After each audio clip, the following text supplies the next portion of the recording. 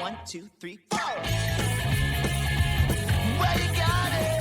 Hi, my name is Tracey Snow, Manager of Rural Economic and Community Development for the City of Kingston, and I'm going to tell you more about the Rural Kingston Strategy. I'd like to recognize Kingston is on the traditional homeland and territory of the Anishinaabe, Haudenosaunee, and the Huron-Wendat, and thank you to these nations for their care and stewardship. A little about me, I'm originally from the BC Lower Mainland, and my ancestry is Irish-English. Welcome to Tell Me More, the City of Kingston podcast. My name is Rob Hosier, your host, and sitting, as always, to my left of me, pushing all those magic buttons, is our producer, Paul Whittingham. Say hello, Paul. Hello. Man, Paul, we are hopping into season 2 with a little thought exercise. Okay, we're going right into it, so just indulge us. Now, unless you're driving, walking, or wielding a paring knife, close your eyes. When I say city, what's the vision that comes to mind? For many of us, it might be typical urban setting, traffic, buildings, noise, bustling downtowns, but the reality is that most Canadian cities have significant rural areas supporting and contributing to the community. Oh yeah, you can open your eyes now. Sorry about that. In Kingston, approximately 83% of the city's land base is rural. 83%. Man, that's a huge number. These are areas populated by residents, farms, smart, innovative businesses. They're rich with opportunity and so much more. Recognizing the importance of the rural community, City Council and staff got to work on finding ways to support people and opportunities in these areas. Here to tell us more about rural Kingston and the work underway to support the residents and their success is the one and only Tracey Snow. Tracey, let's start with getting to know you just a little bit. What's your role with the city? So I'm Manager of Rural Economic and Community Development, working with our rural communities in Kingston to support business development, residential development, hamlet, commercial development, anything that supports rural economic development, and working collaboratively with our partners as well within the city environment to support that growth. And you're fairly new to the city. We were talking off mic a couple of minutes ago, and you've only been here, 3 months? 2. Yeah, 2 months. First week of December, I started, and I have hit the ground running. Thankfully, I have an amazing team and a great department that I work for, and feel really positive that we're going to see some incredible things happening. And I always feel really bad. It's like your first 2 months of work, and hey, do you want to do a podcast? Let's stick a microphone in your face to talk about all the important work that you're doing. But thank you so much for being game for doing this, because I know this is a really, really great topic that we're going to talk about today. We're really excited about it. But before you came to the city, you were doing some similar type of work. Yeah, so I came from County of Lennox and Anton, and I was the Senior Economic Development Officer with them for about 11 years. Did a lot of work. Lennox-Anton County is very rural, so a lot of work with hamlets and business development. One of the things that I've been a huge proponent of for many, many years is that you can do business from anywhere. And that was one of the things I used to say a lot. Business can be anywhere, and we would have businesses in Lennox-Anton County at the end of a gravel road in the middle of nowhere that were shipping around the world. And I'm really excited to make that happen and to see what's happening in the city of Kingston in the rural communities as well. I really enjoy working in rural communities and have been, like I had said earlier, for quite a long time. And one of the reasons is people decide to live in rural communities for that balanced lifestyle, that property, how they want to choose where they live and what they do. And there's a real appreciation for having a business, sometimes in the middle of nowhere, and not feeling that they're getting the support they need. And I'm not saying that ever happened with the rural city of Kingston, but it's really nice to see that, we're offering that now with a full-time role. In one of my situations many years ago, working with farmers in some of the agriculture industry in my previous role, you had to earn respect for these business owners, and you had to really listen to them and hear what their goals and their challenges were. And I remember a time when I had met a really important farmer in the area, and he had heard about what I was doing with the County of Lennox-Anton as a business support person. And I showed up at their driveway, and it was a really muddy spring day, and I show up in my white car, probably wearing a pantsuit, and I get out of my car, and the gentleman who owned the farm, who had owned it for many, many, many years and had family working with him on the farm, basically looked me up and down and said, "Well, I guess we're not getting a tour of the farm today." And not quite the right uniform. No, and so I surprised him with, "Just give me 1 second," and I opened my trunk and pulled out my garden rubbers and my rubber coat, and I was ready to go. So there you go. It's really about being on the ground, working with them at their level, how they want to be heard, how they want to talk, and Yeah, and presenting them with opportunities. Absolutely. But when we say them too, we're talking about 83%. The number we talked about at the top of Kingston is rural. So tell me what that kind of, if we can picture it, what does that look like on the map? So 83% of the city of Kingston, surprisingly enough, is really large. In fact, when I started the role, I was actually shocked that we have 83% of that land base. The land base goes west to almost Amherstview. It goes northwest almost to Yarker and Wilton. It goes north central almost to Harrowsmith, east past Joyceville, and almost south of Smiths Falls. My gosh. It's quite a large area. Yeah. About 19,000 population in the 2016 census, and 15% of our city's population actually is spread across this amount of land. That is absolutely amazing. But we have you on the show today to talk about the rural Kingston strategy based on these numbers and based on this voice that needs to be heard. And I think before we get into what might that actually look like and the mechanics of it, we kind of need to take a step back on really why it's needed. So the strategy itself was built on the foundations of the Kingston Integrated Economic Development Strategy. And out of that grew the new Kingston Rural Strategy that will build on the current assets of the city and expand the opportunities to our rural communities. There were studies done, community engagement completed, and out of that came recommendations from multiple key partners to help support it. Okay. This is first of its kind for the city of Kingston, where they've designated actually a person and a full-time role to be working with rural businesses, rural communities, and residents. That's exciting. It really is. Yeah. And, I feel very blessed. I feel that I've actually worked my whole life to do this role. And I'm really excited about building those relationships with business owners and farmers and food companies to support their needs and goals moving forward. And I want to create opportunities, and our department wants to work with our regional partners and collaborate with community partners, build an economic and community infrastructure that supports success moving forward for everybody. Now, Tracey, we have you on the show today to talk about the rural Kingston strategy. I think before we get into what might actually look like, the mechanics and maybe some of the more specifics, we'd like to take a little step back and really kind of look at why it's needed. Absolutely. So this is to position the City of Kingston for sustainable economic growth, specifically in our rural communities. It's a multi-year plan that identifies and creates and guides opportunities for rural Kingston. We want to leverage our opportunities and assets and all our industries that benefit the communities and the businesses and agriculture. And really, most importantly, we want to work collaboratively with everybody, with our regional partners, with our community businesses, with even our regional municipalities that are surrounding us, and work together with them on some opportunities. Well, that's exciting. That massive collaboration, that's a lot of players all at once. Can you tell me more about what the strategy will contain? Like, how will it impact people on the ground? What's going to be felt? So the strategy will involve working with our regional communities and partners, which I've already started doing in the past few months, having meetings with everybody, seeing what their goals are, seeing how they fit with the rural strategy for us. We want to support new and existing businesses and work alongside Kingston Economic Development in that regard. We want to support our existing farms and also support new farms and new families coming in. Part of that will include, working with succession planning opportunities for businesses and for farmers who may not have known what that looks like and how they can make that happen. We want to collaborate with Kingston Tourism on rural tourism revitalization, but also our neighboring partners and neighboring municipalities, where we could be doing things collaboratively together and making projects bigger and more effective.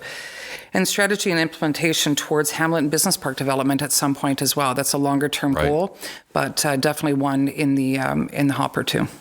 That's a lot of work. My gosh. And to have that level, and it's something we've heard through the pandemic and moving forward, I think, is community partnerships with rural agencies and with service providers and stuff like that. And so these partnerships and these collaborations just seem to be, we're able to expand messaging, we're able to collaborate on resources in a whole bunch of different areas. But what would they, if you had some main focal points of the actual strategy itself, what would they be? So what we've done is we've set up, there is so much to it, and we've set it up in terms of 4 pillars at this point. Okay. And the 4 pillars are rural economic development itself, rural tourism revitalization, rural employment lands development, and then workforce development. if I can talk a little bit about maybe each, would that Sure. be okay with you? Yeah, absolutely. Wonderful. So the rural economic development piece is really kind of looking at some agricultural local food growth and development, helping with innovative farming options, some rural business support, rural health as well. So I've been working collaboratively with DDQIC at Queen's University on a rural health project and seeing what we can do to help support that. The rural tourism piece, looking at some revitalization and what does that rural tourism opportunities look like, taking advantage of the properties that we have, working with Frontenac and South Frontenac, to do some collaborative work and see if there's agritourism opportunities too. Have you seen any existing agritourism activities that are going on, or maybe have new, or? Yeah, so in the research, my gosh, we have a lot of research that was done prior to this to actually make this strategy happen. Yeah. And in the research that I've been looking at, there are a lot of opportunities. I can't really get into them quite yet. Yeah. So many things Whet to be the looking appetite at. here. We're also comparing, what is happening in other communities that are great news stories, other places across the country that maybe, instead of creating new ideas, we are also leveraging what other communities have done. And I interrupted you. That was your third pillar. Now you're on your fourth. I No, believe. that's okay. So no, actually, that was the, that was the second pillar. That was the second pillar. Lost count. I get lost in the agritourism because I'm so excited about that. And I can tell you that's how big the strategy is that there are so many facets to it as well. 100%, yeah. We have to, lots to think about. The third pillar that we are considering at this point, and of course as part of the strategy, is the rural employment lands development. So this is a longer term strategy and pillar that will kind of review opportunities for rural hamlet growth, maybe include residential, commercial, industrial development, looking at opportunities to see what that could look like. There's a lot of work to be done in that regard. Services are a big problem.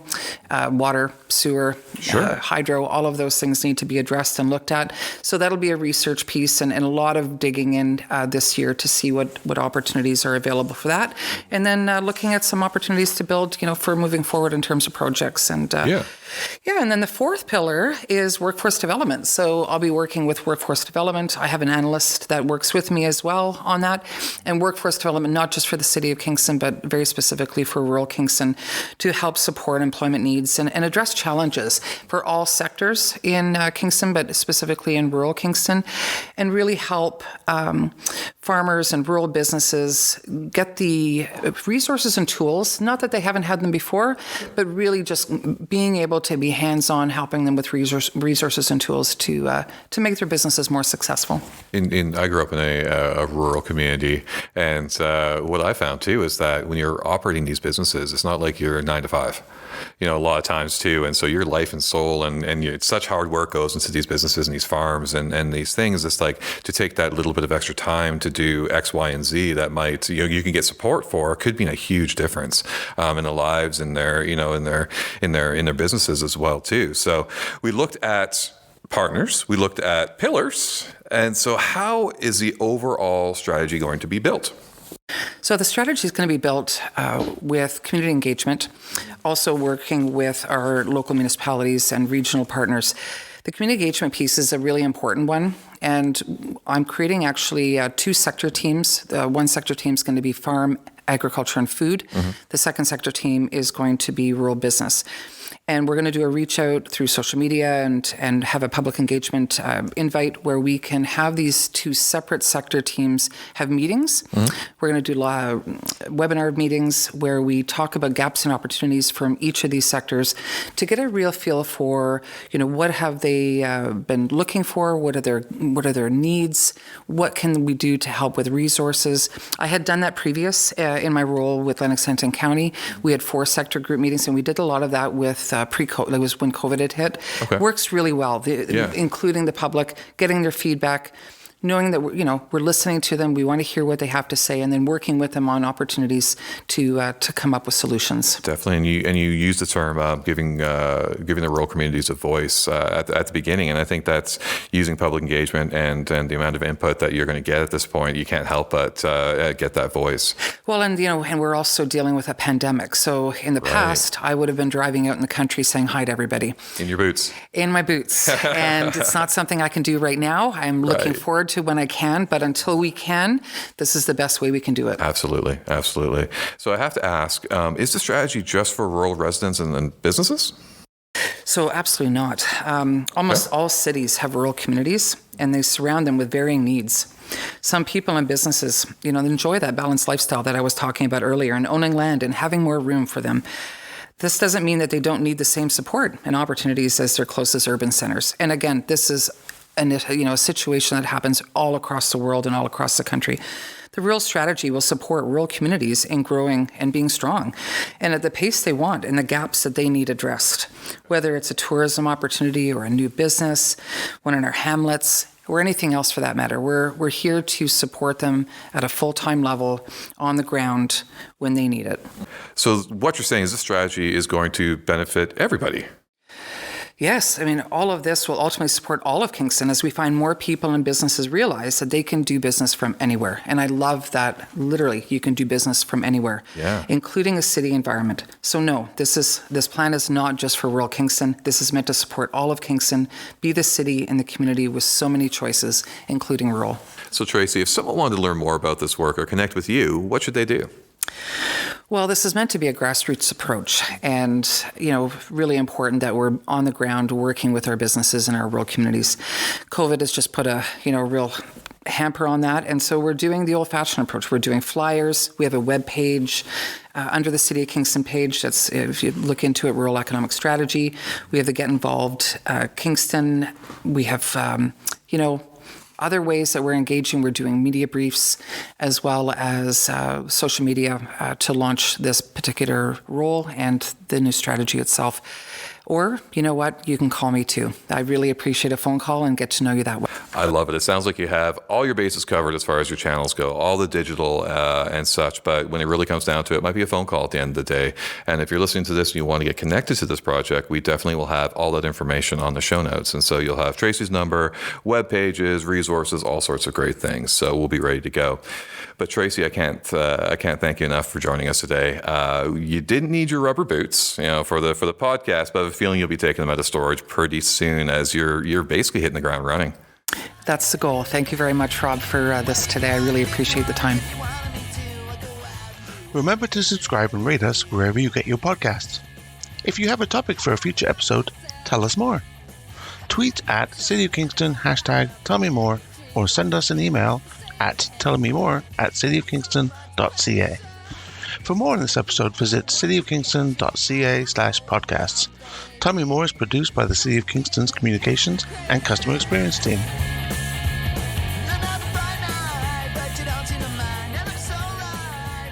We've talked a lot about public engagement this episode, so why not find out what it's all about? Get Involved Kingston is your online platform for all City of Kingston public engagements, from surveys to focus groups to public meetings. Get involved. Go to cityofkingston.ca and click the big purple button square in the middle of the page. You can't miss it.